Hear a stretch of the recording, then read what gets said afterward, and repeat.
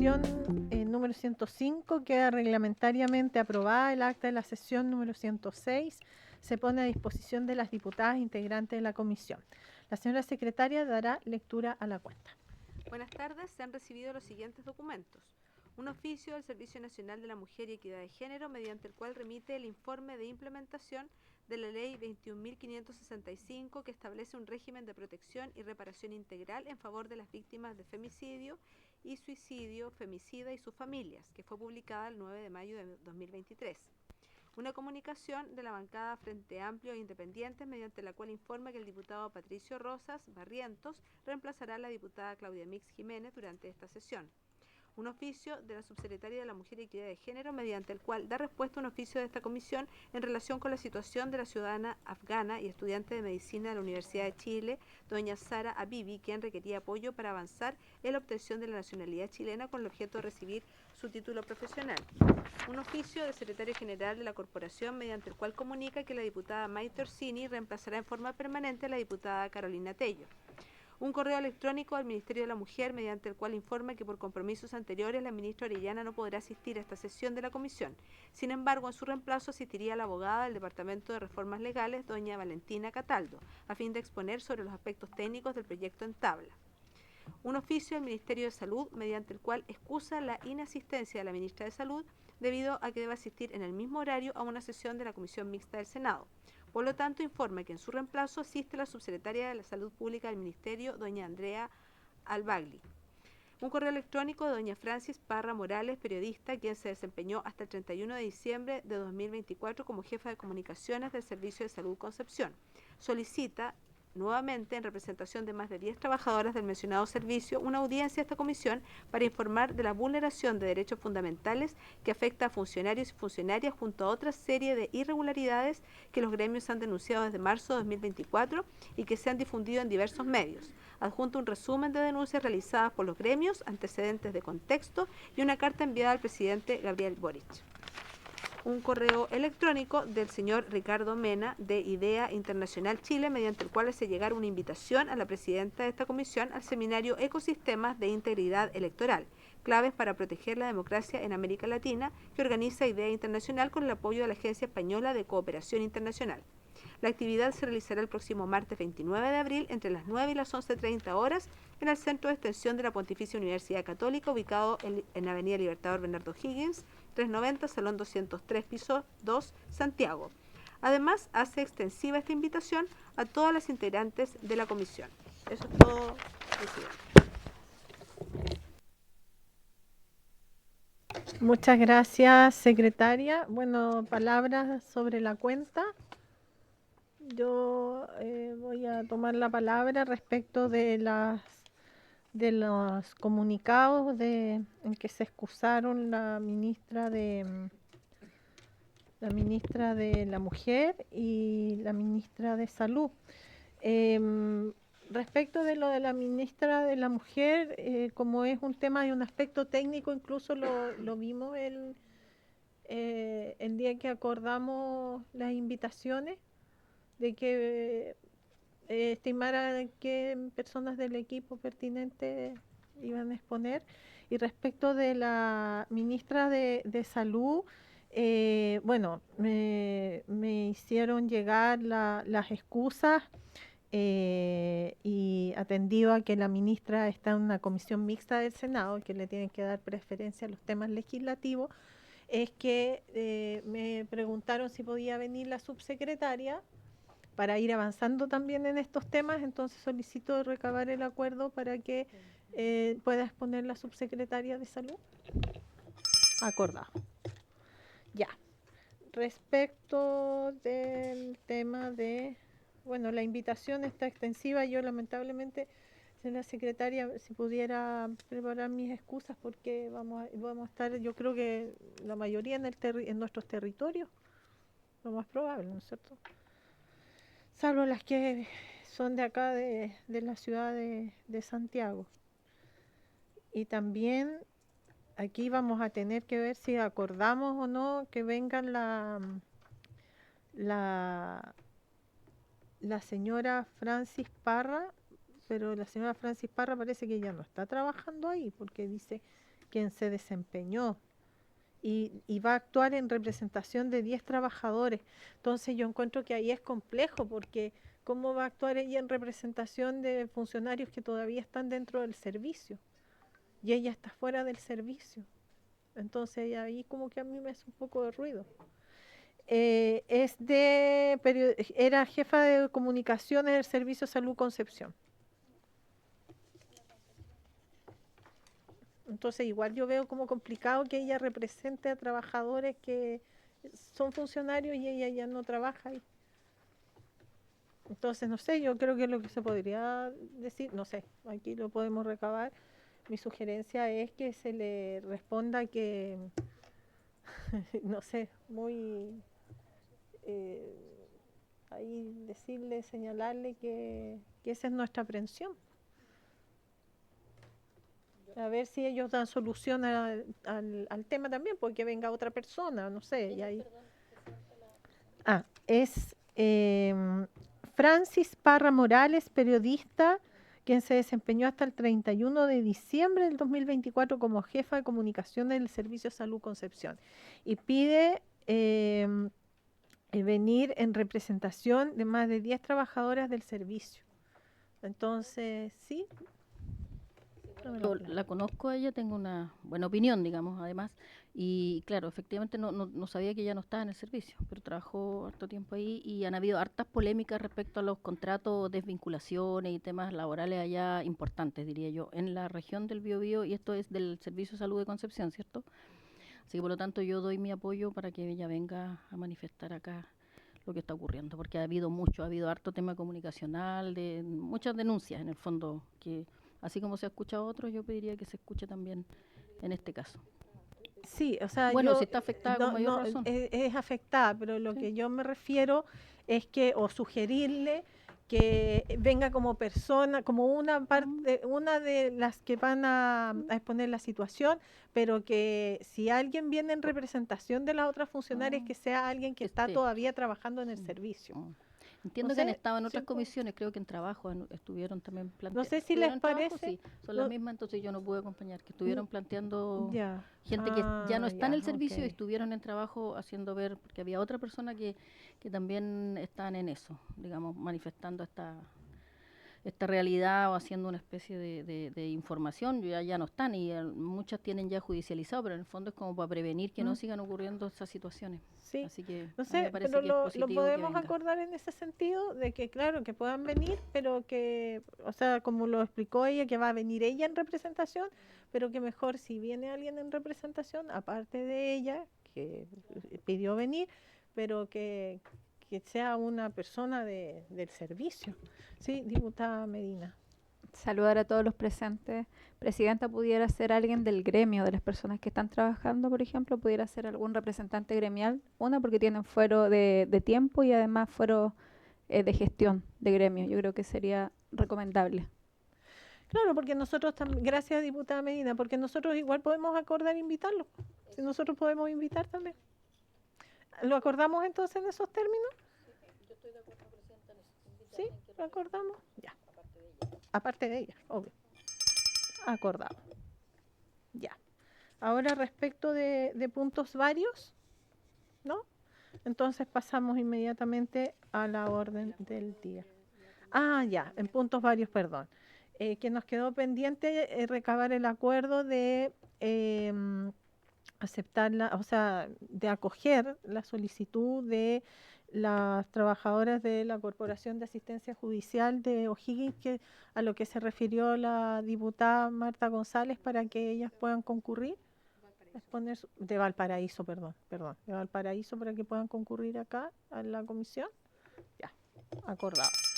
Y también que yo les había expresado la situación, pero no recabamos el acuerdo para invitar a la unidad, o sea, la encargada de la unidad de género del Ministerio Público y también a la fiscal regional de Los Ríos, en que ya se ha implementado esta unidad, para que nos expongan respecto del funcionamiento de esta unidad y los efectos que se han producido y ya se han logrado aplicar normativas que nosotros ya hemos aprobado acá en la Cámara, como por ejemplo la ley Antonia y la ley integral contra la violencia. ¿Habría acuerdo? Acordado. Ya, ahora sí. Ahora sí pasamos a la orden del día. En primer lugar, recibir a la subsecretaria de Salud Pública, doña Andrea Albagli, con el objeto de analizar las siguientes materias. Primero, la entrega de inmunoterapia para pacientes de cáncer en el sector público. Segundo lugar, el estado actual del compromiso contraído para el acuerdo de riesgo compartido que permitiría a las pacientes de cáncer de mama triple negativo un mayor acceso a terapia. Y en tercer lugar, diagnóstico y brechas en acceso de medidas preventivas y tratamientos para el cáncer cérvico-uterino. Por favor, subsecretaria, muy bienvenida, también su asesor. ¿Cuál es su nombre? ¿Ah? Don Fernando, le doy inmediatamente la palabra para comenzar. Bien, buenas tardes, presidenta. Un gusto saludarle. Agradezco también la invitación para estar aquí presente en la comisión para comentar sobre temas importantes de la cartera del Ministerio de Salud. Por su intermedio también quiero presentar a todos los honorables integrantes de esta comisión que nos acompañan y que nos escuchan también de manera remota. Yo no tengo presentación hoy día, pero le voy a comentar sobre todos los puntos señalados por usted. Y todo lo que yo comente acá en la comisión, con gusto podemos después formalizarlo a través de una minuta que entregue todos los detalles para que así puedan analizarlo con más detalle todos los integrantes de esta comisión y también a quien más lo quisieran compartir, que sea de su interés. Voy a comenzar entonces comentando sobre el acceso a inmunoterapia para tratamiento de cáncer en el sector público. La inmunoterapia es un tipo de tratamiento sistémico del cáncer que actúa modulando la inmunidad inespecífica o dirigida y se considera así el quinto pilar del tratamiento oncológico. Esto considerando los otros tratamientos como la cirugía, la radioterapia, la quimioterapia y terapias biológicas. En general, los tratamientos del cáncer se han ido incorporando de forma progresiva, así avanza la ciencia y la medicina, las tecnologías sanitarias y también cómo va avanzando la capacidad del sistema para poder entregar cobertura, acceso a aquellos avances de terapéuticos que nos permite la medicina y la ciencia. En general, el tratamiento de cáncer, como en otros tratamientos de salud, tiene distintos mecanismos de cobertura para entregar garantías financieras y en el caso del GES también garantías de acceso, de oportunidad y de calidad.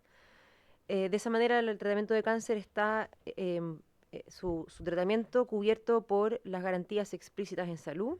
También hay algunos tratamientos que están cubiertos por la ley Ricarte-Soto, que es la ley 20.850, y también las drogas, el programa de drogas oncológicas de alto costo, que también incorpora ciertos tratamientos para el cáncer. Estos son como 3 grandes esquemas de cobertura para prestaciones dirigidas al cáncer, así como a otras patologías.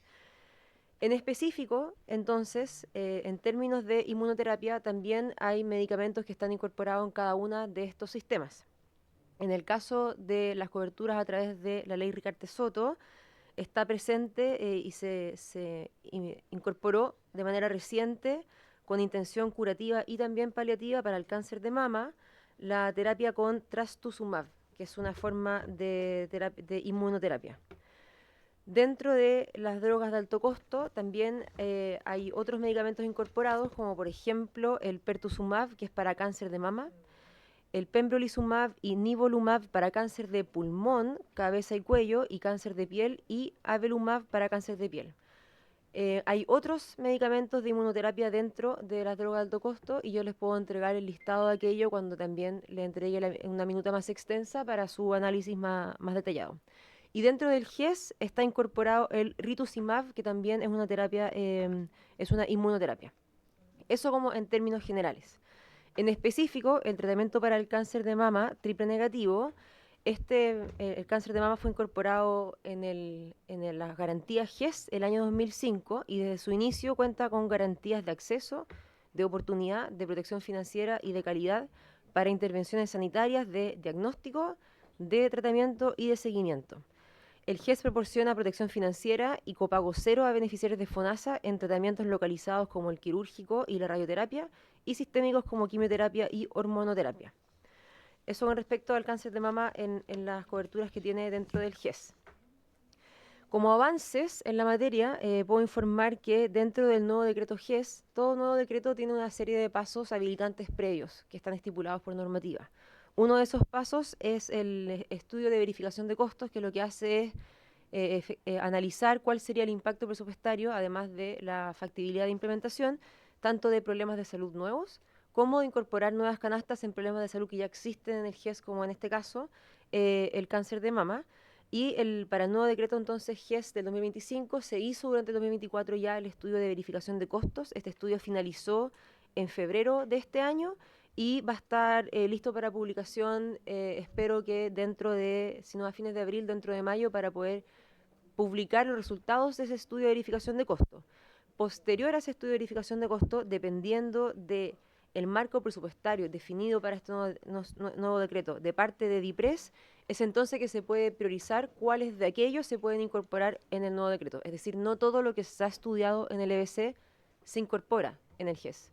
Se incorpora aquello que está priorizado considerando el marco presupuestario informado al Ministerio de Salud. Dentro de ese estudio de verificación de costo, se analizaron 2 drogas para ver la factibilidad de incorporación a la canasta de tratamiento de cáncer de mama, que son pembrolizumab y atezolizumab. Esos son los 2 medicamentos que se estudiaron para modificar la canasta actual de cáncer de mama. Como digo, esto no indica que va a ser incorporado en el GES, pero que sí fue estudiado para habilitarlo en caso de que el marco presupuestario así lo permita. Disculpe, subsecretaria, disculpen, colegas, como yo no puedo escribir, entonces después se me va a olvidar las preguntas. Los medicamentos que acaba de señalar que de acuerdo a los estudios potencialmente pueden ingresar al GES, ¿son quimioterapia? No, estos 2 medicamentos son un tipo de inmunoterapia. Ah, ya. Y lo otro era respecto de a la incorporación de estos medicamentos al GES, pero ¿cuáles son como los criterios en general, si nos pudiera decir, para que realmente y efectivamente ingresen al GES? Los criterios en general para poder ingresar nuevas tecnologías, nuevas prestaciones al GES o nuevos problemas de salud al GES son los siguientes. Primero, la priorización según la necesidad, tomando en consideración indicadores de impacto sanitario. Además de eso, que exista evaluación de efectividad de todos los tratamientos que están siendo incorporados. Es decir, si es que no hay evidencia suficiente para decir de manera concluyente de que ese medicamento es efectivo para el problema de salud analizado, no se puede incorporar las canastas GES como ningún otro medicamento de cobertura. En tercer lugar, es importante la factibilidad de implementación en la red, porque no todo, también puede existir el caso que existan tratamientos que no hay capacidad instalada en la red actualmente para poder ser implementados con las debidas garantías de oportunidad, que además son parte del GES, y también como cuarto punto las prioridades sociales con respecto a cuáles son los tratamientos que deben ser incorporados al GES como un elemento adicional de la priorización, no solamente aquellos cuantitativos de impacto sanitario. Esos son como los 4 criterios en general, y dentro de eso hay todo un procedimiento normado que incorpora, esto yo lo mencioné como un paso específico, el estudio de verificación de costo. Bueno, uno de los factores que yo creo que es bastante importante es justamente el problema de salud pública, y consideremos que el cáncer de mama es la primera causa de muerte de las mujeres en Chile. Yo creo que eso es de un alto impacto. Ya, continúe, por favor. Justamente eso es la razón por la cual estuvo incorporado en el estudio de verificación de costo. De hecho, para hacer el estudio de verificación de costo hay toda una priorización previa, que uno define qué va al estudio de verificación de costo, porque no todos los problemas de salud que están actualmente incorporados en el GES, ni todos los posibles problemas de salud nuevos que uno desearía que estén en el GES, se pueden incorporar en el estudio de verificación de costo, porque tampoco es factible hacer un estudio para una gama tan amplia de problemas y canastas específicas. Eso también tiene un esquema de priorización particular, con una metodología, con un consejo consultivo para eso, y el hecho que estén entonces incorporados estos dos medicamentos en el cáncer de mama es porque ya pasó un primer criterio de decir que esto es prioritario para ser considerado en el EBC. Yo solo quiero dejar muy claro desde ya que eso no implica que vaya a ser incorporado en el nuevo decreto. Es un paso habilitante, pero no es suficiente, porque para eso se requiere la disponibilidad presupuestaria que permita acoger estos medicamentos, y es por eso que la etapa final es de priorización en vista del marco presupuestario que se entrega. ¿Sí? Entonces, bueno, un avance importante es que fue incorporado en el EBC, que va a ser publicado. EBC es el estudio de verificación de costo, que va a ser publicado dentro del corto plazo.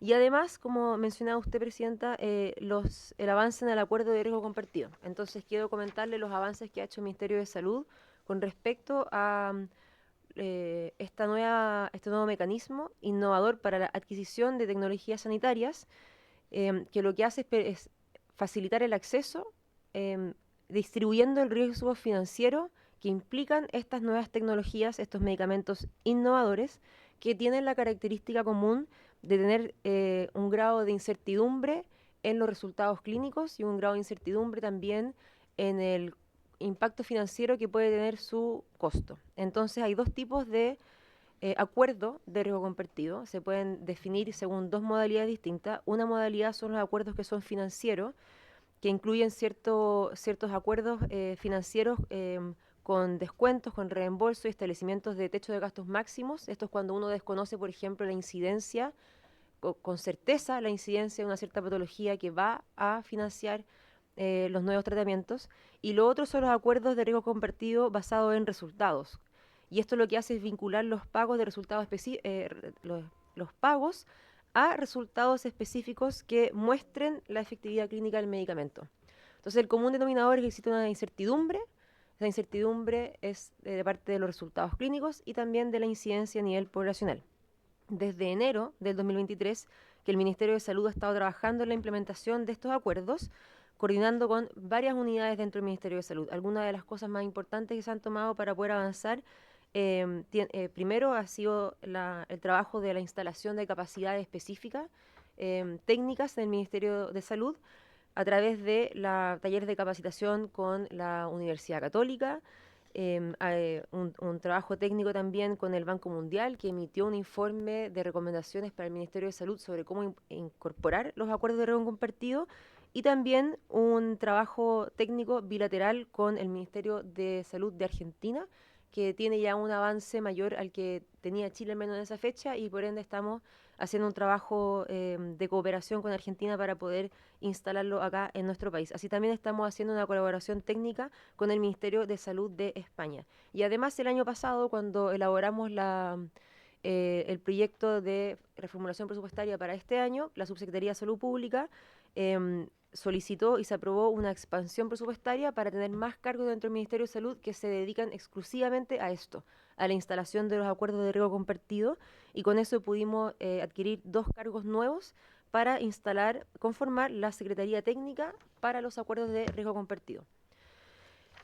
Como le comentaba, hay distintos tipos de acuerdos de riesgo compartido, y para implementar uno tienen que existir algunas características indispensables, quiero mencionarlas, y eso es uno, como le mencionaba, la incertidumbre, es decir, tiene que haber un grado de incertidumbre en la tecnología, que debe estar sujeta a algún grado de la incertidumbre con respecto a sus resultados clínicos o en la estimación de la demanda. Pero además tiene que existir el interés del proveedor de estar dispuesto a establecer un acuerdo de riesgo compartido que implica compartir aquel riesgo financiero, y además tener un financiamiento adicional. Porque a pesar de que el acuerdo de riesgo compartido puede facilitar el acceso bajando los costos financieros a una cierta tecnología de alto costo, igual se requieren recursos adicionales. Por ende, no es que se pueda hacer en ausencia de recursos adicionales, sino que requeriría de menos recursos de lo que serían necesarios en ausencia de este mecanismo específico para la adquisición de tecnologías sanitarias. Entonces, en el Ministerio de Salud se conformó este grupo de trabajo que tiene integrantes de los distintos gabinetes, de distintas divisiones, y el primer avance en concreto es que el 9 de abril, es decir, recientemente este año, se materializó a través de resolución exenta la aprobación de los lineamientos técnicos para la implementación y estrategia de acuerdos de riesgo compartido como un mecanismo innovador de adquisición. Y esto describe 4 pilares para poder sostener los acuerdos de riesgo compartido. El pilar regulatorio o legal, que es uno y se refiere a el estudio y el diseño de los aspectos normativos para la viabilidad legal de los acuerdos de riesgo compartido. El pilar institucional y organizacional, que se refiere a la estructura interna institucional que está involucrada en cada parte del proceso, garantizando así su viabilidad y proporcionando los elementos de decisión necesarios. El pilar de procesos, que define y detalla todas las múltiples etapas del macroproceso para poder concretar un acuerdo de riesgo compartido, que tiene distintas etapas, como por ejemplo un repositorio de acuerdo de riesgo compartido. La priorización, también tiene que haber un ejercicio de priorización para ver cuál de esos va a ser analizado y en cuáles se va a establecer una negociación, la formulación presupuestaria, la evaluación técnica, el diálogo con los proveedores, la elaboración de bases técnicas y aspectos de contrato específico, y pues así pasos adicionales para poder concretar los contratos. Y por último, el pilar técnico, que se refiere a todos los aspectos relacionados con la evaluación de tecnologías sanitarias, identificando las 2 dimensiones críticas que yo ya he mencionado, que tienen relación con el riesgo financiero y con el valor que entrega en términos de salud. Y estas son las técnicas, esas capacidades técnicas de alto nivel que estamos instalando en los funcionarios del Ministerio de Salud. Ese es el avance a la fecha. De acuerdo de riesgo compartido, tenemos un plan de trabajo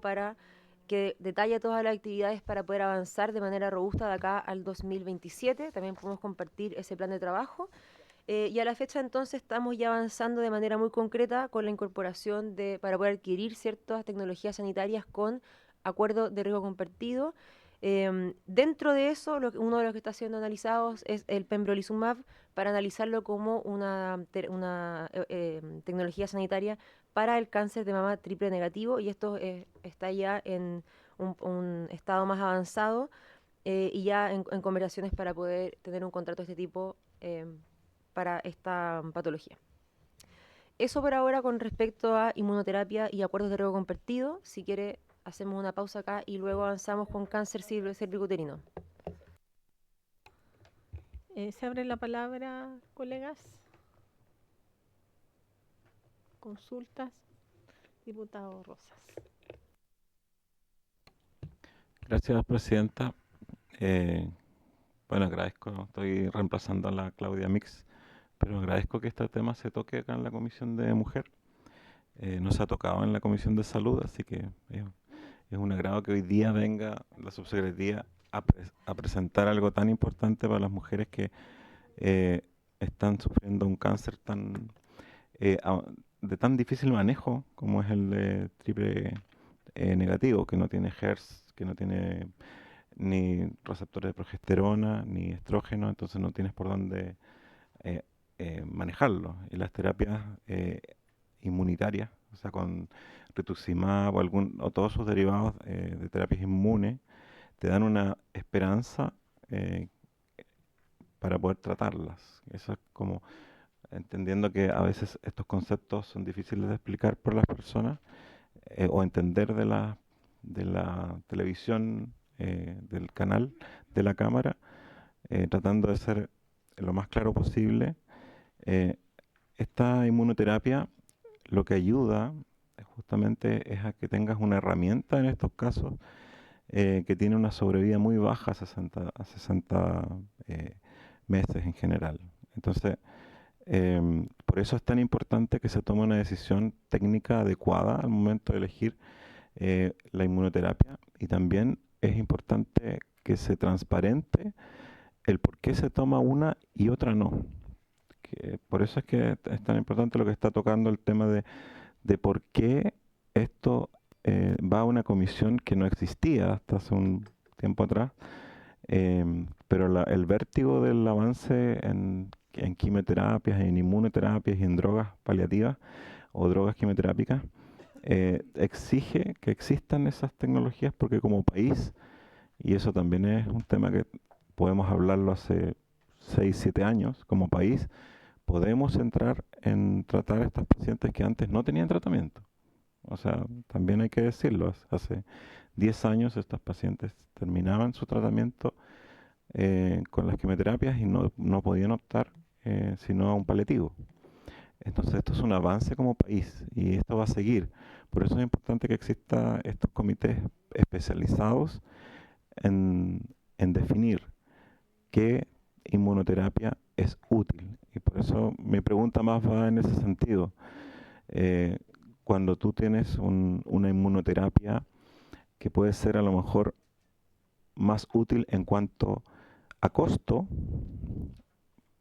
porque te ahorras, qué sé yo, la quimioterapia, haces menos ciclos, utilizas una inmunoterapia específica, o a sobrevida, o a condicionantes de la paciente, que también son, que a veces no se toman en cuenta. Entonces, me gustaría saber si ese equipo va a decidir en base a esos tres, va a recomendar en base a esos tres aspectos, tanto clínico como efectividad en pacientes, o también la efectividad de sobrevida que puedan manifestar, sobre todo teniendo en cuenta que estamos hablando de drogas innovadoras que no han tenido una prueba de mucho tiempo para verificar una sobrevida o un ejemplo de sobrevida para tal paciente. Y eso puede inducir al error de pensar por parte de la familia que es la solución, y a veces el ministerio no explica específicamente que esa solución fue probada en 3 o 4 o 5 casos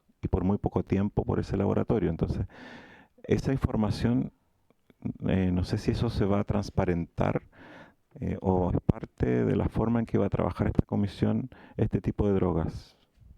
Eso, presidente. Gracias, diputado Rosa. Comentarle entre paréntesis que,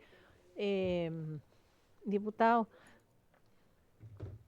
Rosas, no, comentarle que nosotros estamos realizando un trabajo sistemático en la Comisión de Mujeres y prácticamente en todas las sesiones, casi en todas las sesiones, estamos tratando distintos aspectos con organizaciones de mujeres que siguen a través de la señal streaming las comisiones.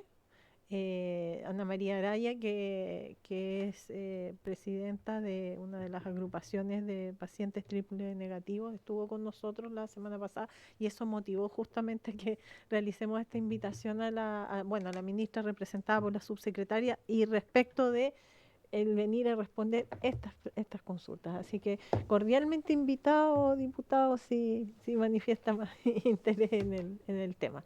Diputado Olivera.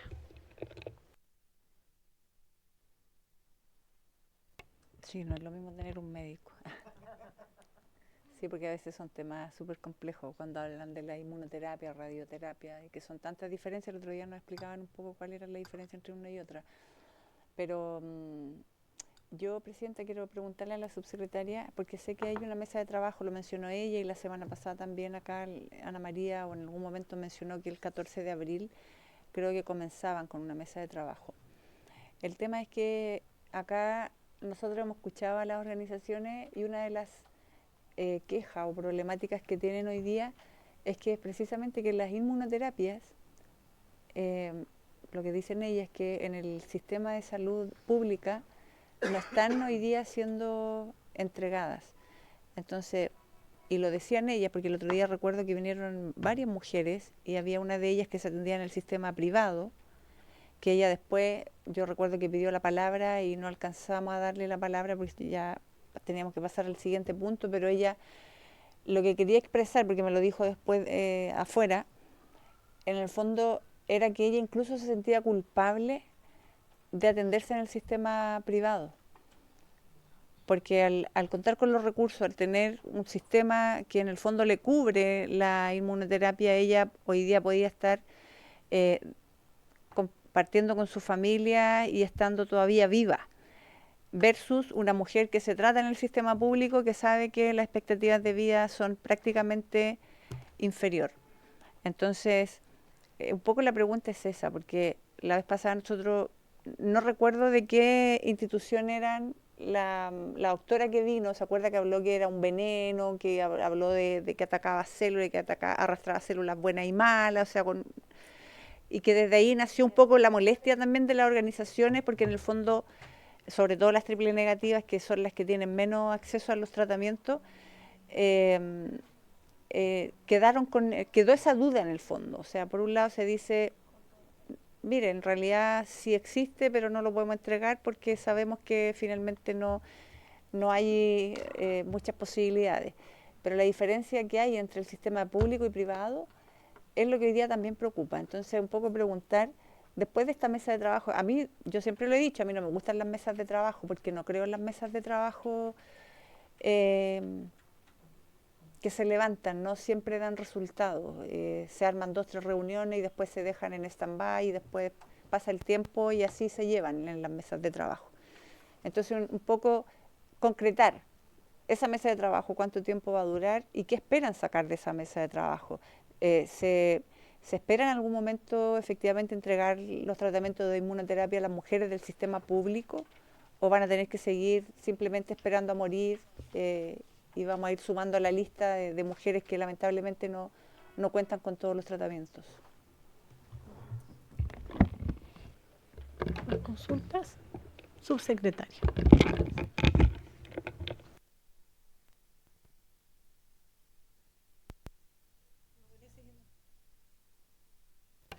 Ahí sí, disculpe. Gracias, presidenta.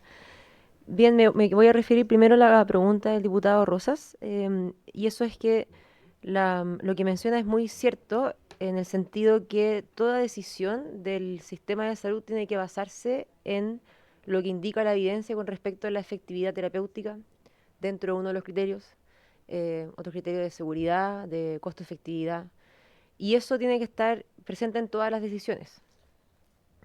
Y así es como efectivamente se toman las decisiones en el Ministerio de Salud y por ende esta es una función que ya está instalada en el Ministerio dentro de la División de Planificación Sanitaria en un departamento específico que es el Departamento de ETESA, de Evaluación de Tecnologías Sanitarias.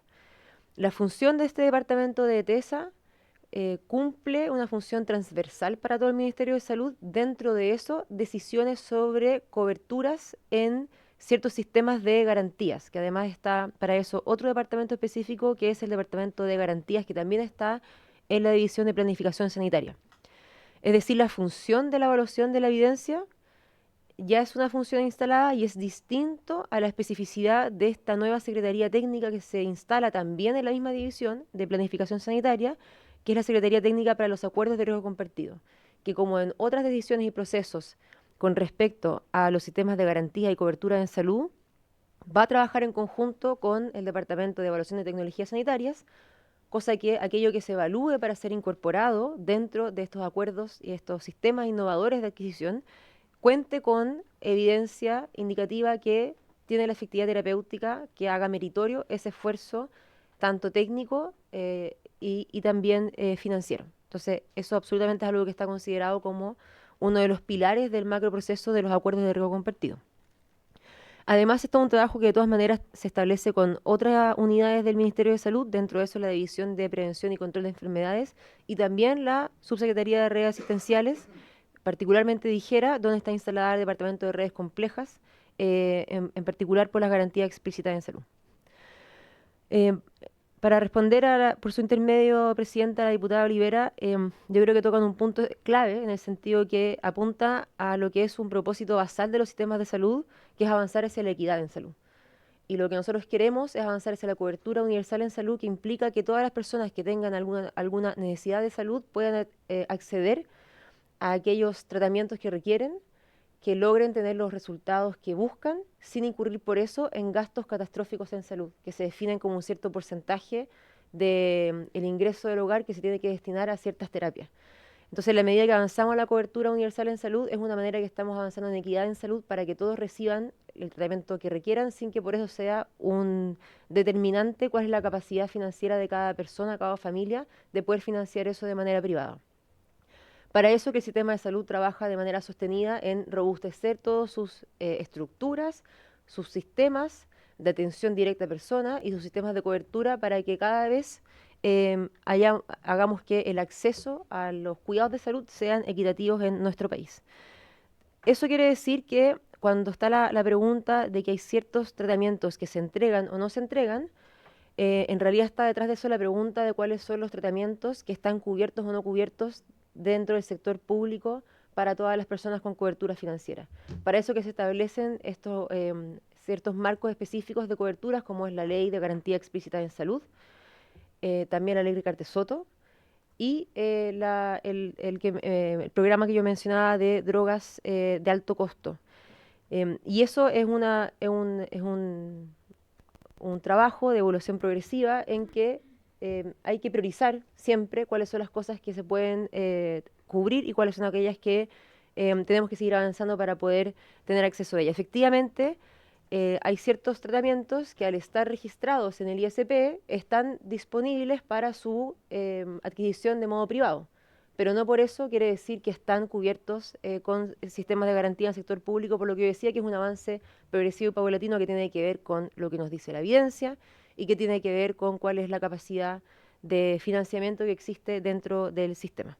Pero concuerdo que es una preocupación esencial y en ese sentido este grupo de trabajo en realidad es una secretaría técnica que se instala no de manera, no es un grupo de trabajo con un periodo específico o que termina en el tiempo, sino que es una secretaría de trabajo que se instaura de manera permanente, de manera estable dentro de la institucionalidad, con el objetivo que su producto sea establecer mecanismos que nos permitan facilitar el acceso a tecnologías sanitarias de alto costo a través de este mecanismo innovador de adquisición que son los acuerdos de riesgo compartido para poder compartir el riesgo financiero de estas drogas específicas.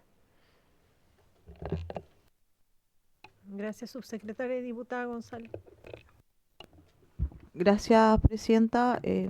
Saludar a la subsecretaria y, como bien mencionaba la presidenta, hemos dedicado varias sesiones y las seguiremos realizando por la importancia, por la urgencia que tiene este tema, porque son las principales causas de muerte de las mujeres hoy en día y estamos llegando tarde con el tema de la prevención y los exámenes preventivos y eso lo planteaba la doctora que vino la semana pasada, que decía que Chile perfectamente pudiese erradicar el cáncer cervicuterino, por ejemplo, con las medidas de prevención atingentes a lo que se necesita y el tema de la toma de exámenes preventivos.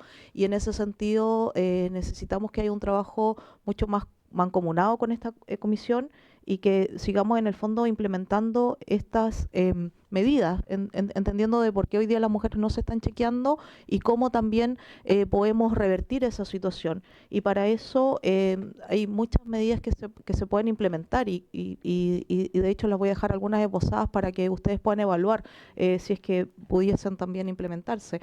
Por ejemplo, todos los programas en los que se inscriben las mujeres, como estos programas de 4/7, programas jefas de hogar, que sea un requisito también que las mujeres puedan tener sus exámenes y sus chequeos al día, por ejemplo. Tenemos también, y lo hemos conversado con la diputada Mix, que existe legislación vigente en el sentido de que los empleadores deben otorgar los permisos para que los trabajadores se hagan los exámenes preventivos, pero hoy día no tenemos registro tampoco de cuántas empresas hoy día efectivamente están chequeando, o sea, están otorgando esos permisos. No tenemos ningún tipo de estadística si es que las empresas efectivamente están motivando a los trabajadores que se hagan y ocupen ese derecho y ese permiso que está, como digo, ya en nuestra legislación. Entonces también poder realizar un programa en concordancia con el Ministerio del Trabajo para tener esa estadística y para también motivar e incluir a los empleadores que se sumen a estas campañas de los exámenes preventivos. Y básicamente poder hacer una campaña de que se multiplique por todas las regiones, por todas las instancias, por todos los colegios, por todas las universidades, etcétera, de cómo vamos a llegar a que las mujeres se chequeen a tiempo, se realicen los exámenes preventivos, porque hoy día estamos hablando del tratamiento del cáncer y tenemos que, por todos los medios posibles, evitar que las mujeres desarrollen el cáncer. Y en eso, subsecretaria, por su intermedio, presidenta, la invitamos a poder seguir este trabajo mancomunado y poder desplegar acciones concretas para llegar a tiempo. Y otra de las, y vos una segunda consulta, en el sentido de que hoy día, para que me pueda corregir, subsecretaria, de lo que hoy día está, ¿desde qué edades las mujeres ya se pueden chequear con la mamografía? Y si hay una, o si ustedes tienen programado poder bajar esas edades, porque también lo hemos visto hoy día, que entiendo que el chequeo empieza como a los 40, pero ya las mujeres a los 25 años ya están presentando algún tipo de cánceres de 25 o 30 años. Eso, Presidenta, muchas gracias. Muchas gracias, diputada González. Le quería solicitar a la diputada más antigua de la comisión, la diputada Olivera, si me puede reemplazar unos minutitos. O Maite, si me puede reemplazar unos minutitos, que voy a ir al Senado, un tema, y vuelvo enseguida.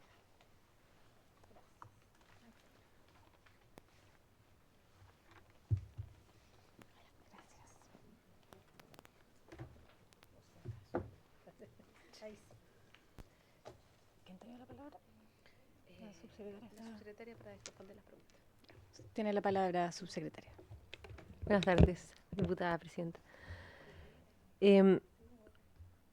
Concuerdo con que ciertos incentivos pueden ser medidas que aumenten la cobertura a ciertas acciones de salud, como por ejemplo instalar ciertos requerimientos para ser parte de programas. Eso es algo que se utiliza en otros ejemplos y es algo que efectivamente se ve que aumenta las coberturas. Con respecto a facilitar el acceso, es decir, que hacer más fácil tomar esas medidas de autocuidado, una de las cosas que es muy clave para las personas, efectivamente, como usted menciona, diputada, es la disponibilidad de tiempo.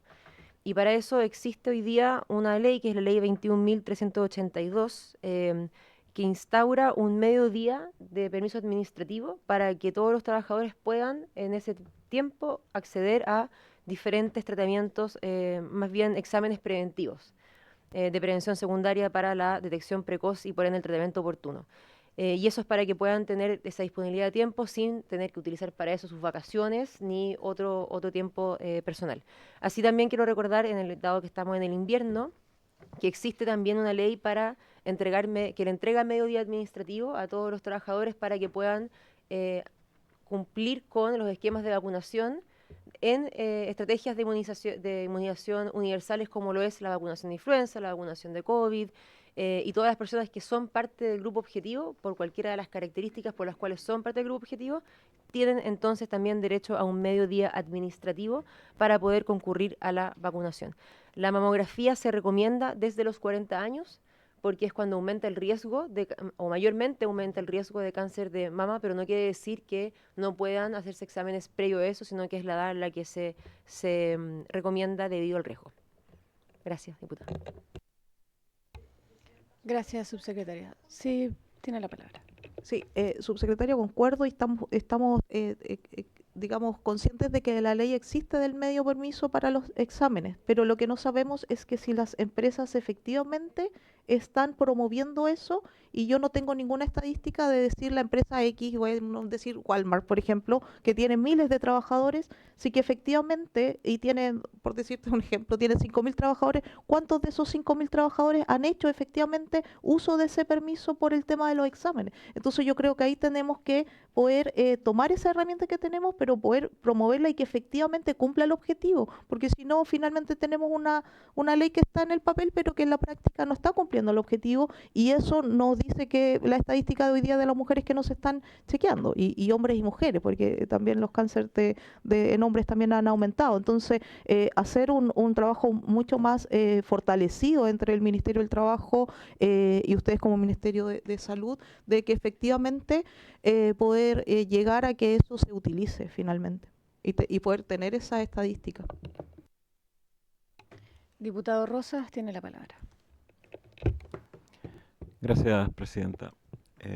Sobre el punto que quería comentar, que a veces se pierde de vista, y qué bueno que van a tener un personal específico para evaluar técnicamente la efectividad de una droga como un anticuerpo en el tratamiento de un cáncer avanzado, pero también quisiera ponerlo en perspectiva, que a veces se pierde, porque una droga de ese tipo puede puede a veces costar, no sé, 1.000 millones de pesos una terapia, pero también desde el punto de vista de lo que eh, lo, lo menciona la diputada recién, la mamografía, con 1.000 millones de pesos, hace cerca de 100.000 mamografías. Entonces, en el ministerio tienen que mirarse también el tema de la prevención respecto de la curación, y es mucho más importante la prevención, obviamente, y si pudiéramos de algún modo también mirar los efectos de la prevención, en bajar la edad para hacer la mamografía y garantizarla en las redes asistenciales, también tenemos que saber que lo que invertimos ahí no lo vamos a necesitar invertir después en estadios muy avanzados del cáncer de mama y otros cánceres también. Y por otro lado, también invertir en investigación respecto de anticuerpos, porque acá la inmunoterapia a veces tiende a mirarse cuando uno lo ve en la prensa, los comentarios o los comentarios en televisión, de una forma demasiado simplista. Pero la inmunoterapia es una herramienta terapéutica muy específica. Pero como es tan específica, también puede ser no eficiente en otros casos que uno cree que son eficientes. Entonces, puede que se documente muy bien que es muy eficiente en el caso de por ejemplo, de la AME en ciertos pacientes, el Zolgensma, por ejemplo, el medicamento más caro del mundo, pero respecto de un paciente y otro, a veces muy similares, uno es efectivo y en el otro no, por condiciones clínicas a veces, y eso no se habla en televisión, y se dice, ¿por qué a este paciente sí le dieron esta droga y a este paciente no? Y resulta que son totalmente distintos porque uno tenía traqueotomía, por ejemplo, y el otro no. Y esa diferencia que genera, eh, probablemente uno puede tener mucha empatía en tratar de hacer algo, pero cuando tú vas a hacer algo que no va a ser efectivo, también tienes que tener empatía con las personas que tú vas a beneficiar con, por ejemplo, invertir eso mismo, porque no te va a resultar ninguna mejora ahí en mamografías preventivas. Entonces, por eso uno dice, bueno, si un medicamento cuesta 1.000 millones de pesos y lo mismo que equivalen a 100.000 mamografías, bueno, tenemos que sopesar. Entonces, yo creo que esa conversación es importante darla en público también para las personas, porque el ministerio tiene que tomar a diario decisiones parecidas y lo va a seguir tomando a diario decisiones parecidas, como lo tomó con otro anticuerpo que nosotros estamos muy orgullosos de que nuestro país lo haya instaurado para la lucha contra el virus incisional, que costó 65 millones de dólares, o sea, 65.000 millones de pesos para los 125.000 niños que nacieron el año pasado, y generó que no hubieran hospitalizaciones en UCI ni muertes por esa causa el año pasado. Entonces, también uno tiene que entender que los anticuerpos son una muy buena herramienta, pero también tenemos que usarla no solo curativa, sino preventiva también. Entonces, esa visión de qué hacer primero también tiene que transparentarse a la ciudadanía y hablar de cara a la ciudadanía estas cosas, y por eso celebro que estos temas se traten en esta comisión de mujeres y equidad de género, porque no se han tocado en la comisión con esta profundidad, la comisión de salud. Así que felicitaciones y agradecido de poder participar. Gracias. Le doy la palabra a la subsecretaria para que pueda contestar las preguntas y luego de inmediato, si lo tiene bien, pasar a un punto que nos faltó, que es el diagnóstico de brechas en el acceso en medidas preventivas y tratamientos para el cáncer cérvico uterino. Está medio duro. Muchas gracias, presidenta. Sí, de acuerdo, efectivamente, cuando el Departamento de Evaluación de Tecnologías Sanitarias considera también aquellos criterios, es decir, grupos específicos, porque la efectividad de distintas intervenciones no es la misma para diferentes grupos específicos, y es por eso que tampoco la indicación es igual. Por ejemplo, en el caso de AME, el medicamento Zolgensma, que fue el primer acuerdo de riesgo compartido que definió el Ministerio de Salud, Se define según la edad y según el grado de avance de la enfermedad, porque hay un cierto punto en el cual deja de ser efectivo. Y además también se consideran criterios de costo-efectividad para poder decidir dónde es más eficiente invertir el mismo monto financiero, como también muestra un buen ejemplo, que es el medicamento Nirsevimab, que es para el virus respiratorio sincicial. Efectivamente fue una gran inversión, cerca de 60.000 millones de pesos, pero que significó ahorro en la red hospitalaria, porque el año pasado no hubo que reconvertir ninguna cama pediátrica, y eso es un ahorro directo para el sector salud, además de el evidente beneficio en salud y bienestar en las familias, dado que no hubo ningún fallecido menor de un año durante el transcurso del invierno. Sigo entonces con lo comprometido con respecto al cáncer cervicuterino. Quiero primero partir por algunas información con respecto a la epidemiología del cáncer cervicuterino. Y eso en base a nuestro Registro Nacional del Cáncer, que es entendido como un sistema nacional de registro de cáncer que se compone por los registros poblacionales, por el Registro Nacional de Cáncer Infantil y también por la base de datos de defunciones, que nos permite entender la incidencia, la mortalidad y la sobrevida de distintos tipos de cáncer, dentro de ellos el cáncer cervicuterino.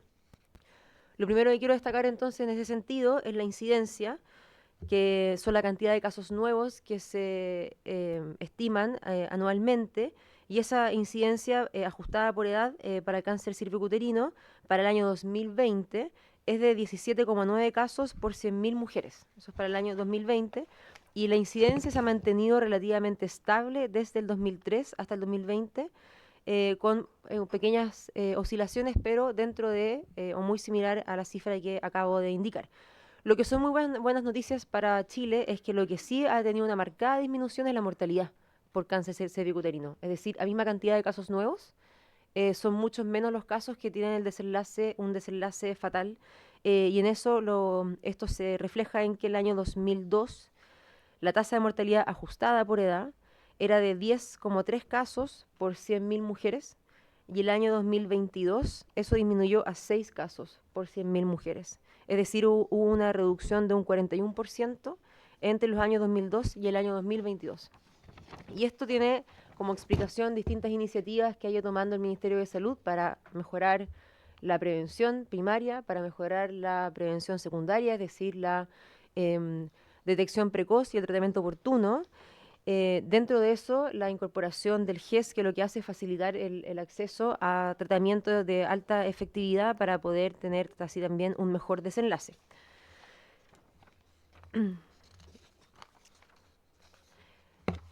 Dentro de eso quiero destacar entonces algunas de las cosas que mencioné de manera general de los niveles o estadios de la prevención. En prevención primaria, uno de los avances más importantes que ha tenido nuestro país es la incorporación de la vacuna contra el virus papiloma humano, dado que el cáncer cervicuterino es altamente prevenible a través de la inmunización.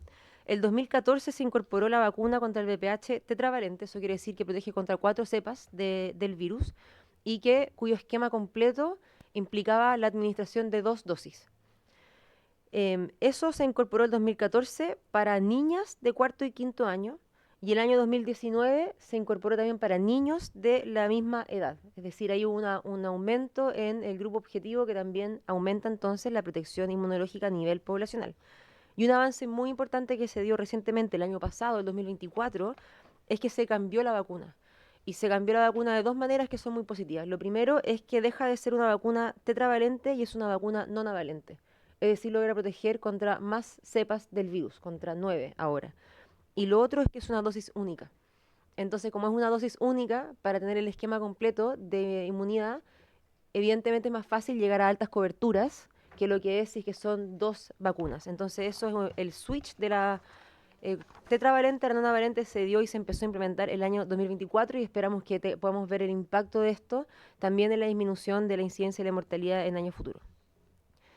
Luego de eso está, como decía, la prevención secundaria, que es decir, la detección precoz, para permitir entonces un tratamiento oportuno. Y en ese sentido, la estrategia principal dentro de nuestro país es el tamizaje con el Papa Nicolau, el PAP, que hay diferentes cifras donde se estima la cobertura, de qué porcentaje de mujeres dentro del rango de edad que se sugiere que se haga el PAP la periodicidad que se indica cada 3 años, efectivamente ha cumplido con esa indicación. Los mejores sistemas de información son las encuestas poblacionales, porque los sistemas de información que se basan en sistemas de salud tienen un sesgo epidemiológico que es el sesgo por uso de servicios. Es decir, si yo voy y uso un servicio, hay información de esa persona, pero si no hay contacto con el servicio, hay información que se pierde. Por ejemplo, personas que se puedan hacer el examen de manera privada y que no quede por ende consignado en los registros de información del sistema público. Ahí tenemos 2 encuestas poblacionales que nos permiten tener una mejor aproximación. Entonces, el año 2022, la encuesta CACEN estima que la cobertura es de un 66,2% de las mujeres entre los 25 a los 64 años. Y la encuesta nacional de salud, sexualidad y género que se hizo el Ministerio de Salud el año 2022 y 2023 reportó la cobertura de 80%. Reporta una cobertura mayor que la encuesta CACEN. Estas son altas coberturas para el examen que permite la detección precoz. Además, desde el 2019 se implementó en 13 servicios de salud la determinación molecular de VPH para mujeres entre los 30 y los 64 años y también en el contexto de la universalización de la atención primaria de salud en aquellas comunas pioneras de la APS universal. En el año 2024 se incorporó esta misma técnica en 5 comunas pioneras de la APS universal, en Coltauco, en La Cruz, en Quilpué, en Renca y en La Pintana. Eso es la detección precoz, el tamizaje. Luego está la confirmación, el diagnóstico, la confirmación diagnóstica, que es un procedimiento diagnóstico y terapéutico, que es la colposcopía, y este es un procedimiento que consiste en la observación del cuello del útero y otra estructura en búsqueda de posibles áreas sospechosas que requieran la toma de una biopsia. En GES, toda beneficiaria de 15 años con un PAP alterado tiene acceso en 40 días a diagnóstico desde la sospecha y una vez hecha la confirmación diagnóstica, tiene acceso a etapificación en 20 días. Estas son las oportunidades las garantías de oportunidad que están explícitas en las garantías, valga la redundancia, garantía explícita de salud. Y con respecto al tratamiento, que también tiene sus propias garantías de oportunidad, el año 2024 hubo un cumplimiento de las garantías de oportunidad en tratamiento de un 96% y de un 97,5% en lesiones preinvasoras de bajo y alto grado respectivamente. Cuando uno mira el total del cumplimiento de las garantías de oportunidad cumplidas, eso es de un 99,6% del cumplimiento de las garantías de oportunidad. Y también quiero mencionar que se suma como dentro de los tratamientos el acceso a cuidados paliativos, que es el problema de GES de alivio del dolor y cuidados paliativos por cáncer, que garantiza acceso a tratamiento a toda beneficiaria con indicación de este enfoque de cuidado, independiente de su edad, diagnóstico oncológico y estado de progresión de la enfermedad. Eso es lo que puedo compartir con respecto a cáncer cervicuterino y quedo muy atenta a preguntas. Muchas gracias, subsecretaria. Ofrezco la palabra para preguntas sobre el punto. Sí, presidenta. Diputada. Gracias, presidenta. Saludar la subsecretaría y además también agradecer la presentación. Una de las preguntas que quedaron un poco también como en la incertidumbre con respecto a cuando estuvo la doctora, no recuerdo el apellido, Erika Lozano, Solana, la doctora Solana, es precisamente a cuántos niños y niñas estamos llegando. Cuando usted habla de la vacuna, habló del rango entre 4º y 5º año básico, ¿verdad? Me imagino que la vacuna, el catastro en términos generales de la vacunación, y que por cierto ahora es solo una dosis, porque antes eran 2 dosis, que además también lo explicó bien la doctora ese día. ¿Cuánto es el porcentaje de niños vacunados? Porque efectivamente la prevención, que ella hablaba de 3 porcentajes, 90, 70, 90, que tenía que ver, el mayor porcentaje tiene que ver siempre con lo preventivo. Entonces, no sé si usted tiene esa información, si nos pudiese entregar de efectivamente a cuántos niños y niñas estamos llegando en la etapa preventiva y cuántos de ellos se están vacunando desde el ámbito de la salud pública. Presidenta, solo un detalle, se me olvida. Por cierto que además la vacuna tiene un costo muy alto al no ser vacunado por el sistema público y llega a valores realmente con costos que son demasiado altos para una familia, porque además la doctora ese día hablaba de que mayoritariamente las mujeres que hoy día presentan o son diagnosticadas con cáncer cervicuterino, es una de las poblaciones más vulnerables también, y también mujeres más apartadas de la red de salud. En este caso hablo principalmente de mujeres que no tienen tanto acceso ni a la información ni a la conectividad y las brechas que presentan obviamente los territorios, por ende son mujeres con dificultades distintas también a la hora de hacer el análisis como geográfico de aquellas mujeres. ¿Algún otro diputado o diputada quiere hacer consulta sobre el tema? Diputado Rosa. Gracias, Presidenta. Voy a parecer insistente. No, el tema de la prevención secundaria y del tratamiento, el uso como tratamiento de la vacuna, ¿se está considerando, solo esa pregunta, el uso como tratamiento de la vacuna? Porque también hoy en día en algunos países ya los ginecólogos lo están indicando, también para incluso los urólogos para los niños adolescentes, como prevención para erradicar, obviamente, la enfermedad por VPH de la población adolescente. ¿Eso se está mirando hacia allá o solo se está utilizando como preventivo en niños y niñas por ahora? Eso. Sí, diputado Olivera. Sí, yo un poco en la misma línea del diputado Rosa y de la diputada Carla. ¿Qué pasa si un niño o una niña en cuarto o quinto básico no son vacunados? Y pasa el tiempo, esa mamá nunca se enteró a lo mejor de que fueron al colegio a vacunar. ¿Hay algún seguimiento de parte del Ministerio, ya sea de Educación, de Salud, para abordar en el fondo esos casos que quedan sin vacunarse? Porque como bien decía la diputada Morales, el costo de la vacuna es súper caro. Entonces, ¿qué pasa con esos niños que finalmente después a lo mejor pueden pasar 2, 3 años y nunca fueron vacunados? Después de 2, 3 años, igual la vacuna hace el mismo efecto, o sea, tiene el mismo efecto en esa prevención. Y lo otro, subsecretaria, la semana pasada nosotros pedimos oficio desde acá al Ministerio de Salud y Educación, precisamente para que nos entreguen los datos de cuánto es la población que está siendo vacunada o que ha sido vacunada durante los 3 últimos años, para que lo puedan tener presente. Gracias. Subsecretaria. La cobertura de inmunización en niños y niñas de que antes de los 15 años el año 2024 fue de un 85,5%. Eso es una alta cobertura que con toda probabilidad va a aumentar aún más, dado que ahora, como yo explicaba, se requiere solamente una dosis con esta nueva estrategia y no 2 dosis. Así que esta cobertura, que es una cobertura alta, que responde al 90, 70, 90 que es mencionada la diputada, que es el Plan de Acción de Estrategia liderada por la OMS, que se refiere a las coberturas de inmunización, al porcentaje de cobertura de tamizaje y cobertura de tratamiento dentro de las personas que tienen lesiones preinvasoras. Dentro de eso, el 85,5 está muy cerca del cumplimiento de la meta, y con esta nueva estrategia esperamos que Chile cumpla y supera entonces el 9%, el 90% establecido. Las vacunas son de acceso gratuito para todos el grupo objetivo definido, es decir, no hay ningún costo involucrado para las personas ni para las familias.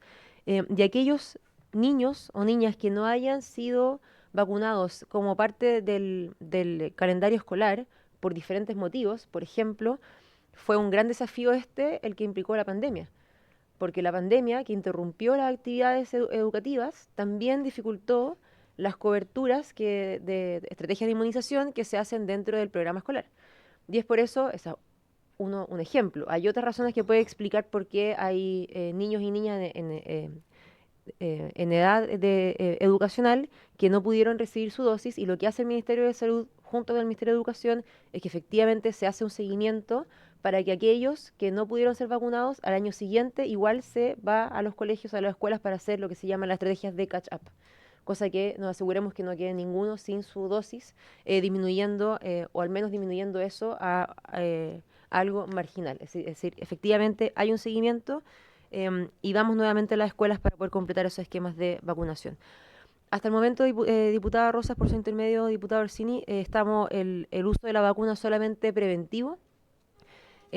Dicho eso, el Ministerio de Salud está constantemente evaluando nuevas estrategias de inmunización que pueden ser incorporadas al Programa Nacional de Inmunizaciones con consulta al CABEI, que es el Consejo Asesor de Vacunas y Estrategias de Inmunización, y por ende esta puede ser una de las consultas que se transfiera dentro de otras prioridades de análisis también.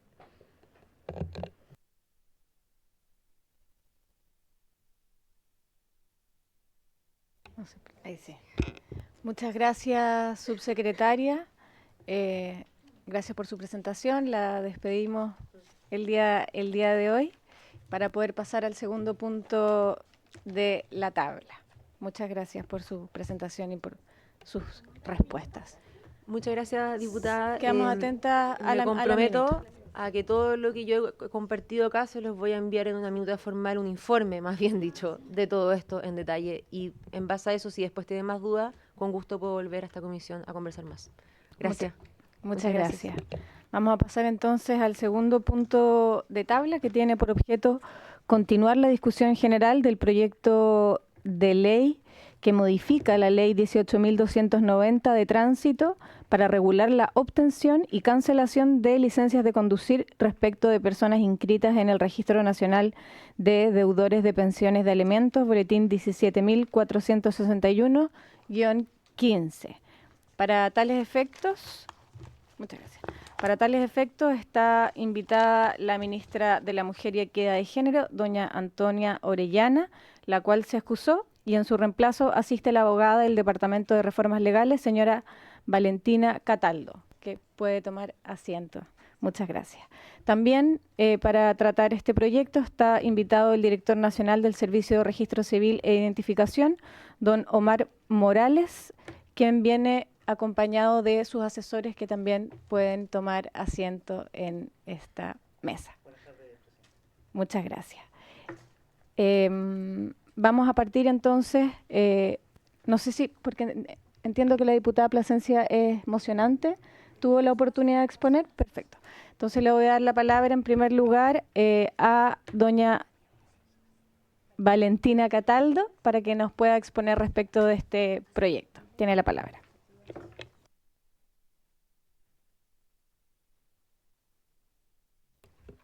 Muchas gracias, presidenta. Saludarla y también saludar por su intermedio a las diputadas y diputados presentes.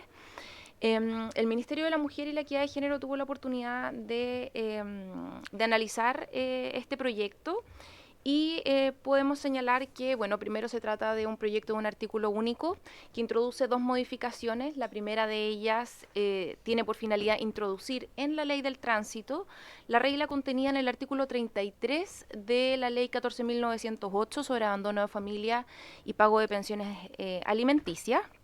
El artículo 33 fue incorporado a su vez por la ley 21.389 que creó el Registro Nacional de Deudores de Pensiones de Alimentos. Y este artículo señala que la municipalidad competente para expedir una licencia o para renovarla, de acuerdo a la ley del tránsito, debe consultar en línea el Registro Nacional de Deudores para verificar si la persona en definitiva figura en él o no. Señala que cuando la persona sí figure en el registro, se le informará de aquello en primer lugar y luego se rechazará su solicitud.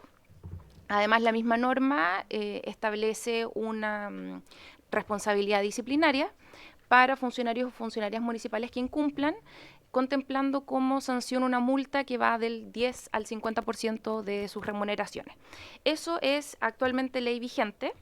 Y el proyecto en el fondo incorpora como requisito para obtener licencia de conducir no mantener inscripción vigente en el registro de deudores, y para eso la persona funcionaria municipal debe consultar el registro en línea. El proyecto propone incorporar aquello en la ley del tránsito.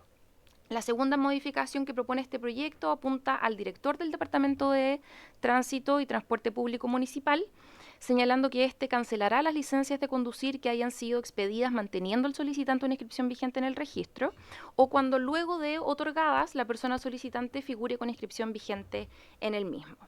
indica finalmente que las cancelaciones se van a comunicar al Registro Nacional de Conductores de Vehículos Motorizados para que se practiquen las anotaciones por cierto registro que lleva el registro civil. Podemos comentar respecto a este proyecto que en primer lugar pone sobre la mesa, ¿cierto?, una realidad que ha sido advertida por órganos del Estado, como lo es la Contraloría General de la República, y que dice relación con la expedición y renovación de licencias de conducir de personas que tenían inscripciones vigentes en el registro, a pesar de que aquello está proscrito por la ley.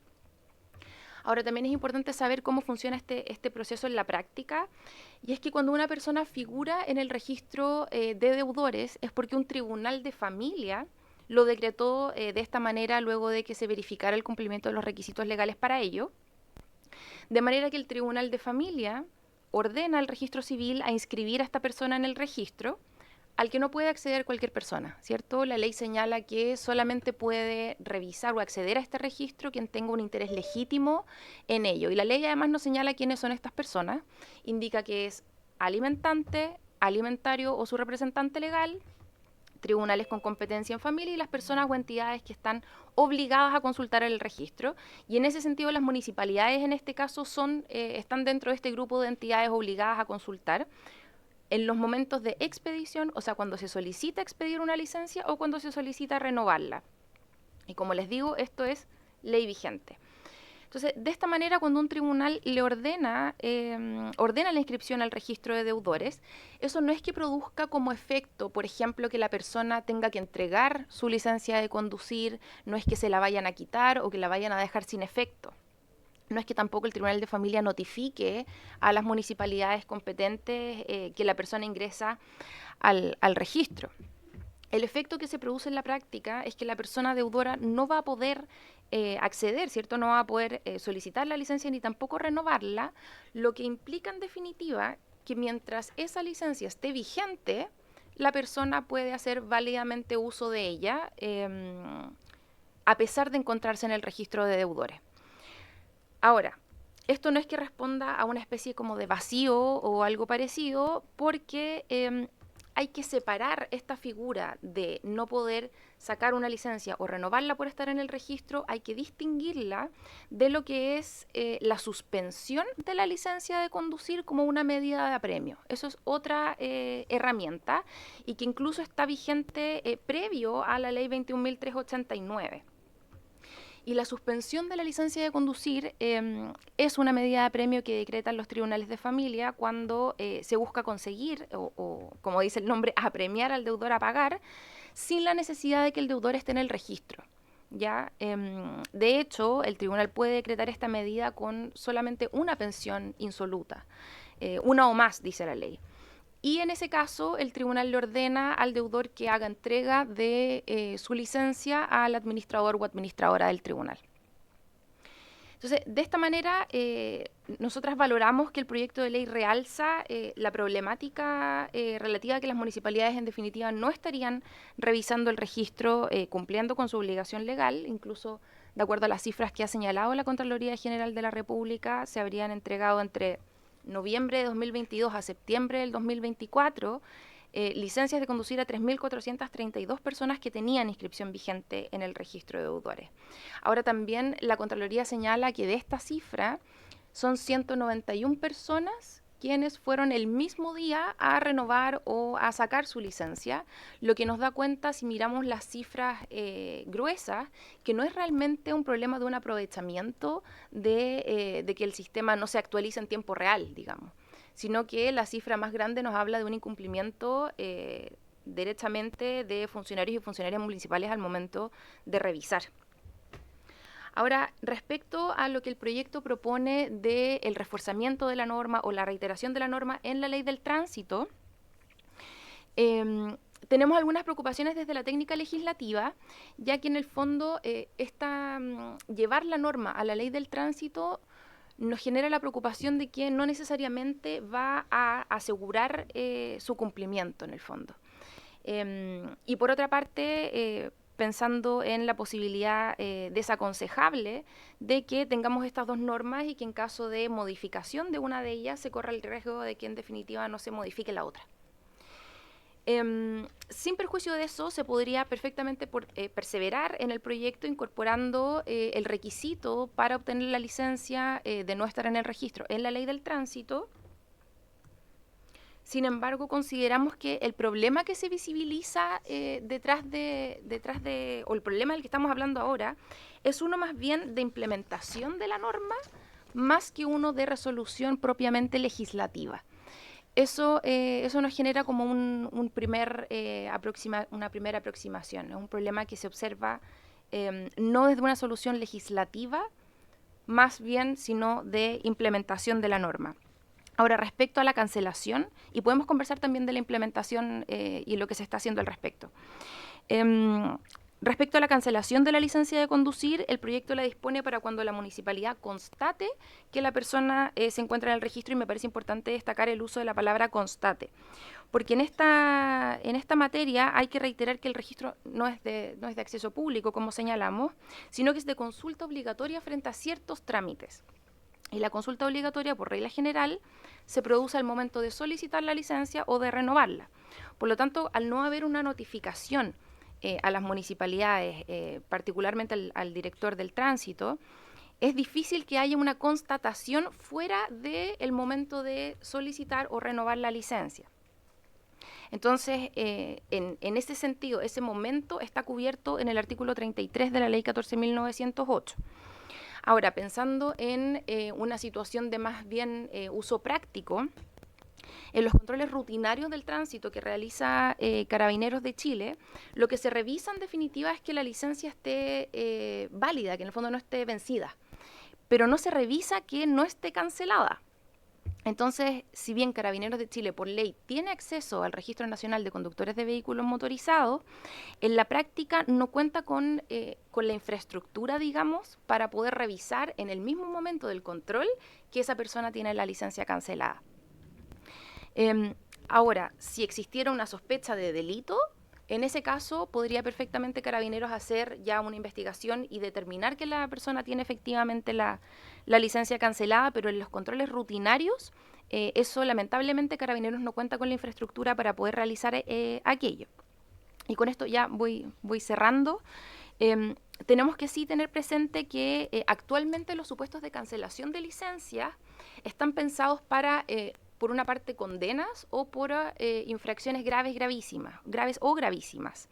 Y en ese sentido nos preocupa el artículo 208 de la Ley del Tránsito, que plantea un plazo de 2 años para solicitar una nueva licencia de conducir luego de una cancelación. Entonces, como el proyecto no incorpora normas de plazo, entendemos que se aplicarían las reglas generales de la Ley del Tránsito, que sería un plazo de 2 años luego de una cancelación.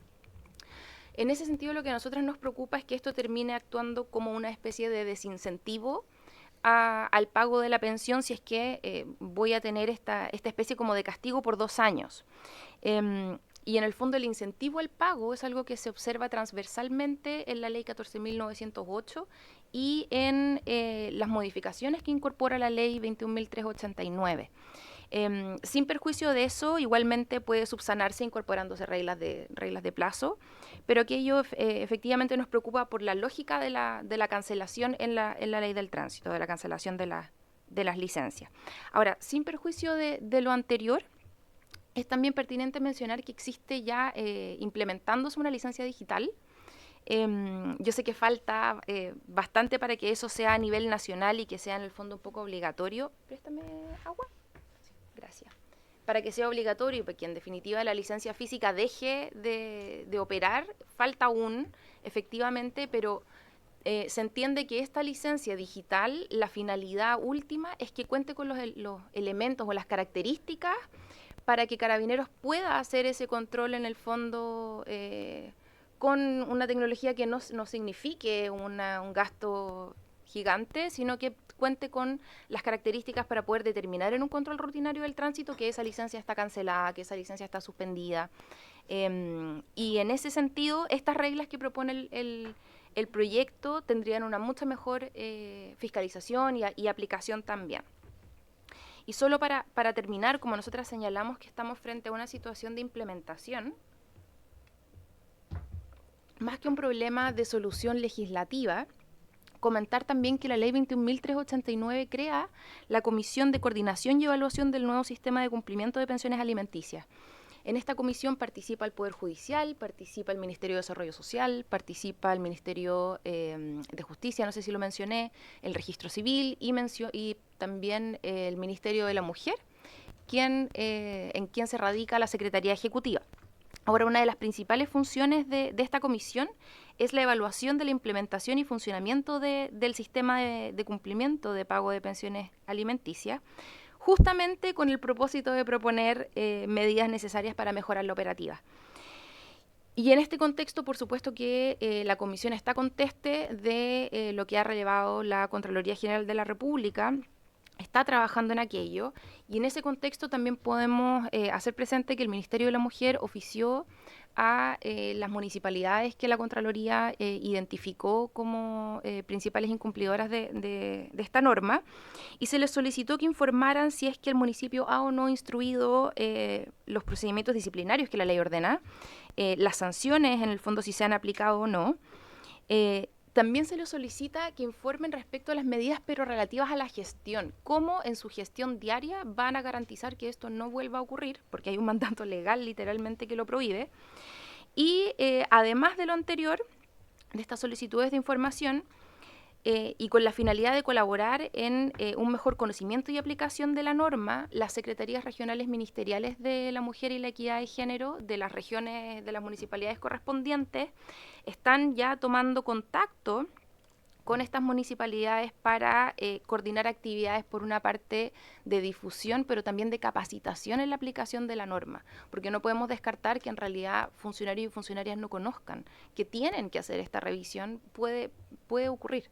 Entonces las seremías están ya en ese proceso de realizar actividades, por una parte de difusión, pero también de capacitación a los funcionarios y funcionarias que en definitiva hacen realidad esta norma. Por lo tanto, el incumplimiento que estamos viendo y esta situación que se está relevando, en lo inmediato se está abordando desde esa instancia por nuestra parte.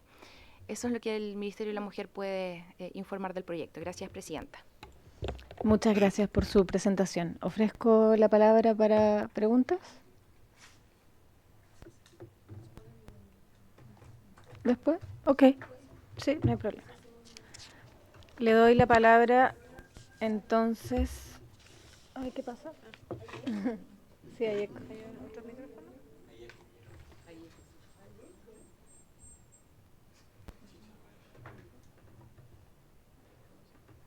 ¿Ahí sí? Sí, ahí sí.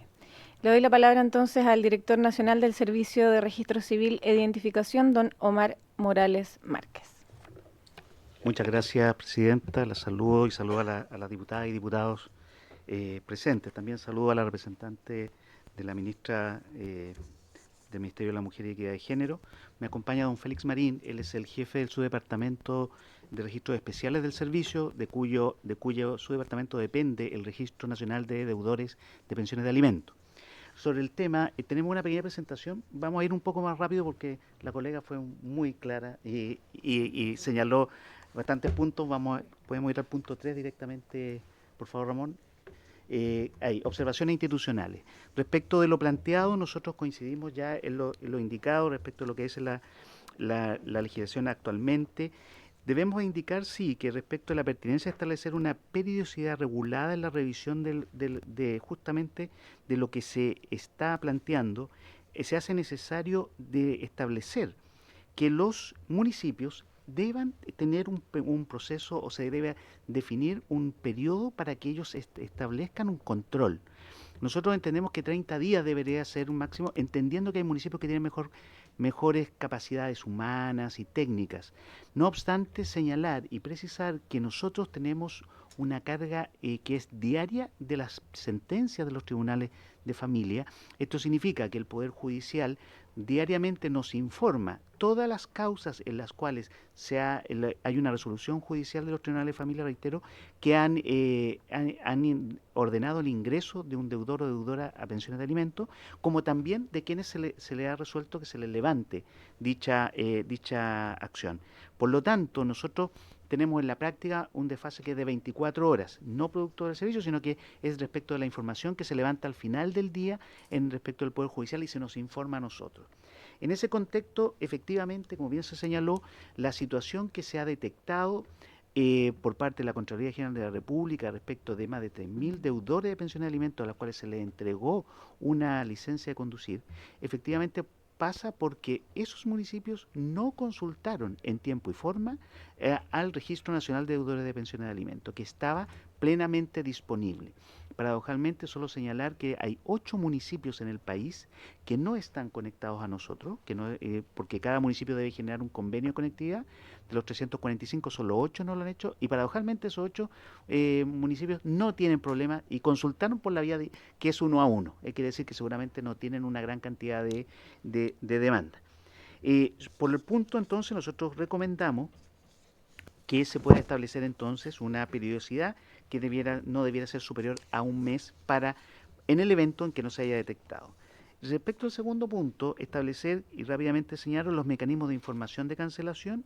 A partir de septiembre, la licencia de conducir informada al Registro Nacional de Conductores deja de hacerse mediante cargas o archivos planos, si pasa a efectuarse de acuerdo al mecanismo de licencia digital. Muy bien se ha señalado. Con esto, el Ministerio de Transporte, a través de CONACET y los municipios, han implementado, y las licencias que ya está en este minuto en ejecución, pues está partido por algunas regiones del país, especialmente las más extremas y más pequeñas, ya están conectadas con registro civil. O sea, eso está ocurriendo ya en algunas partes, algunas regiones del país, y por lo tanto, la posibilidad que haya una revisión en línea por parte de la autoridad policial pertinente, en un control o en otra acción por parte de los municipios, eso ya está disponible. Segundo, señalar que todo el flujo de información deberá realizarse mediante procesos digitales, esto es parte de los procesos de modernización también que lleva el servicio. Tercero, la cancelación de la licencia es de exclusiva competencia de los municipios, por lo que debe reforzarse lo establecido en el inciso final del artículo 33, como bien lo señaló la colega, esto es que en caso de incumplimiento el personal respectivo incurrirá en responsabilidades disciplinarias. Me parece muy buena noticia, no lo sabía, qué bueno que el Ministerio ha oficiado y está trabajando con las seremías, con los municipios, en los cuales se detectó los incumplimientos. El registro civil solo actúa como receptor y registrador, limitándose al proceso a procesar los datos la autoridad municipal. Eso también es muy relevante y nuestra responsabilidad es tener la información disponible en acceso y continua. Por último, la definición de si la cancelación de la licencia de conducir en los términos discutidos genera una anotación en el certificado de hoja de vida del conductor y por cuánto tiempo permanecerá anotada. Es un elemento que podría considerarse por cuanto nosotros llevamos el Registro Nacional de Licencia de Conducir y por lo tanto sería también, yo creo que parte de la hoja de vida del conductor el que se pudiera establecer si ha habido un mecanismo de apremio en esa línea. Para ir concluyendo, solo en las observaciones institucionales, lo ya señalado respecto a la obligación de fiscalización que ha hecho la Contraloría, son 3.432 licencias otorgadas. El 70% de los municipios del país entró en una falencia en el proceso. Y por último, señora Presidenta, respecto de las estadísticas actuales, tenemos 238.724 personas en el registro, el 96% son hombres, las municipalidades incumplieron el 70% de las 243 de 345 comunas, licencias mal otorgadas 3.432, el monto total adeudado son más de 17.000 millones de pesos, los alimentarios afectados, niños, niñas y adolescentes, son más de 4.700 y los municipios con la mayor cantidad son los que están ahí: Antofagasta, La Granja, Los Espejos, La Serena, Punta Arenas y Arica. En la última lámina quiero mostrar también cómo ha ido progresando el proceso. También hay que decirlo que también han habido 158.178 cancelaciones, es decir, personas que salieron del registro. Eso también indica que esta es una medida que está dando buenos resultados. Y si ven en el cuadro inferior, el detalle por resolución de deuda ha ido en aumento y eso es una muy buena línea. Solo al 2025 señalar que actualmente llevamos un 45% de cancelaciones a esta altura del año. Esta información es al día de ayer, más o menos, sí, al día lunes. Eso por nuestra parte, señora Presidenta, si estamos abiertos a cualquier consulta o duda. Muchas gracias, directora. Ahora sí ofrezco palabras para preguntas. Diputada Plasencia. Muchas gracias, presidenta. Bueno, saludar a quienes nos acompañan del Ministerio de la Mujer y Equidad de Género y, por supuesto, al director del Registro Civil y a toda la gente que es de su equipo.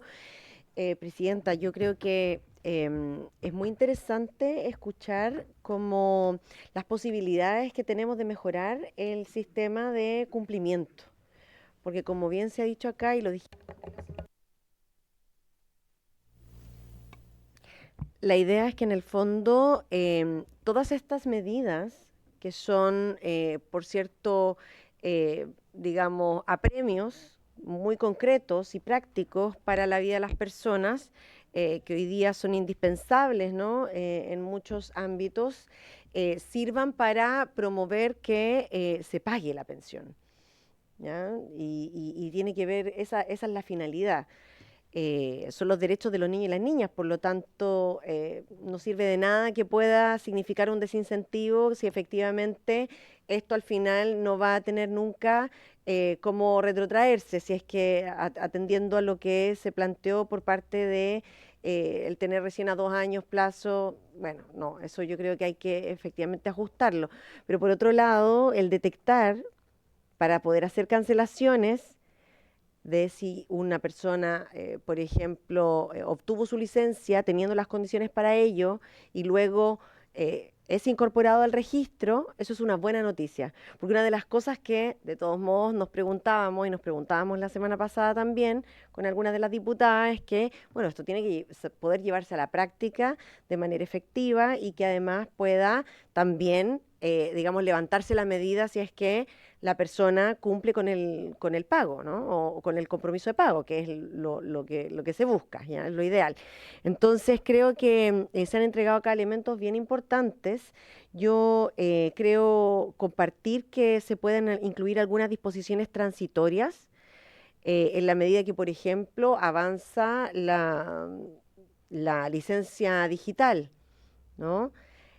Ahora, el hecho de que los municipios puedan o tengan la obligación de consultar y hacer control cada 30 días, me parece que eso es aplicable hoy día porque efectivamente lo concreto es que más de 3.000 licencias se entregaron, ¿no? Y por tanto, nada nos indica que a partir de este informe de Contraloría los municipios vayan a empezar a cumplir como se debe. Yo creo que tienen que tener una obligación de control periódico para que de detectarse, bajo esa lógica, por ejemplo, sí tengan la obligación de hacer la cancelación. Es lo que se me ocurre por ahora, presidenta. Estoy tomando registro para que podamos de pronto hacer algún tipo de mesa técnica, ¿no? De trabajo, a lo mejor concordar ahí algunas posibles indicaciones que nos permitan mejorar, fortalecer y que en el fondo conversen bien todas las legislaciones vigentes, tanto la de tránsito como la que sostiene el registro. Muchas gracias, diputada Plasencia. Ofrezco la palabra a nuestros invitados si quisieran hacer alguna acotación. La representante del Ministerio de la Mujer tiene la palabra. Muchas gracias, presidenta. Por su intermedio saludo al resto de la comisión. Me presento, soy Tatiana Torres, coordinadora de tramitación legislativa del Departamento de Reformas Legales del Ministerio de la Mujer y la Equidad de Género. Y solo quería complementar la información que entregó mi compañera en respecto a un posible nudo crítico que podría presentarse en la aplicación de este proyecto, en cuanto sabemos, como bien lo indicaron los representantes del registro civil, que es posible salir del registro una vez que se cumpla con la obligación alimenticia, ya sea total o mediante acuerdos de pago. Por lo tanto, en el proyecto de ley nada se dice respecto a aquellas situaciones en las que haya cancelación por incumplimiento, por ingresar al registro y se produzca posteriormente una salida del registro, pero no así la cancelación de la licencia. Por lo tanto, sería un punto a tener en consideración, añadiendo lo que ya se ha dicho en esta comisión. Eso, presidenta, muchas gracias. Muchas gracias. Ofrezco la palabra si tuviera algún comentario el director del registro civil. Gracias, Presidenta. Solo señalar que nosotros estamos plenamente disponibles en lo que se nos requiera. Si, como bien lo decía la diputada Plasencia, por su intermedio, Presidenta, nosotros gustosos de poder participar y poder generar toda la información que se requiera y también de la experiencia que hemos acumulado en estos años de aplicación del registro. Gracias, Presidenta. Muchas gracias por la disposición, por las presentaciones. Les agradezco a todos aquellos que estuvieron presentes el día de hoy. Los despedimos también, si es que no hay más comentarios. Y ofrezco la palabra respecto a puntos varios. ¿Ah, ya los dimos? Ah, perfecto. Entonces, por haberse cumplido el objeto de la sesión, esta se levanta.